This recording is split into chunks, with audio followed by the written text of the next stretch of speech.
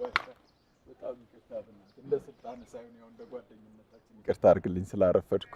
ኧረ አታካብዶ አንተ እንዴ እንኳን ፀሐይ የስንቱን አባወራ ማወራ ምላስ ችለን ይለ እንዴ ደላላ ስትሆን ደግሞ ትርፌ ነው ንዳዱን መቻል።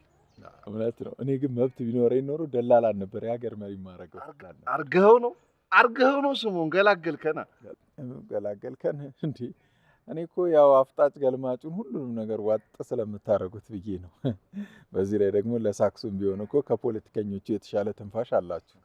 አሃ ለዚህ ነው አደናሽ በስቶ የሚሰራ የጠፋው። በል አሁን ወደ ዋናው ነጥብ ግባ። ኧረ እኔ ነጥብ ችግር የለኝም 4 ነጥብ ማድረግ ትችላለህ። ግን ይሄ የትምህርት ማስረጃ ምናምን እንዳትለኝ አደራ።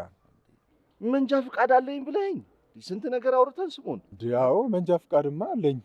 ያውን በደና ጊዜ ቤቴ ቀጥ ብሎ ይመጣ። ያው መነዳትንም መኪና እኮ ታውቃት ነበር አይደል እንዴ? ፋዘር ከሞተ በኋላ ባንክ ዳ ብሎ ከያዛቸው ንብረቶች አንዷ ሆነች እንጂ። ዋናው እሱ ደግሞ ይኸውልህ ይሄ በየሜዳው ድዱን አስጥቶ የሚቀመጠውን ጎረምሳ የሚያስገለፍጠውን ቀልድህን ትንሽ እንደው ሜካፕ ነገር ቀባ አድርገህ ካንቆረቆርከው እመነኝ ስሞን መኪናውን በስም ነው የምታዞርኝ። እንዴ የሴት ልጅ ሹፌር ነው እንዴ የምሆነው?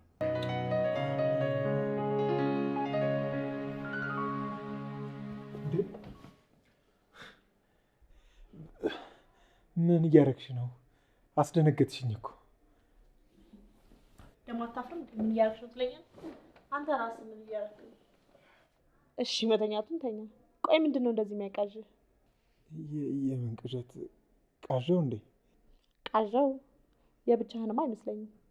የኔንም ጨምረህ ነው የቃዣኸው። እንደዚህ የምትሆንላት እህትን ባየኋት። በቃ ወደ መኪናው እንሂዳ እንከራየው። አሁንማ መሸ። ትቀሰቅሰኛለህ ብዬ ራስ ተጋድመ ሰዓቱን በላኸው። መኪናው መጥቶ ቢሆን ወጣ ብለን እራት እንበላ ነበር። በቃ ነገ ይሁን።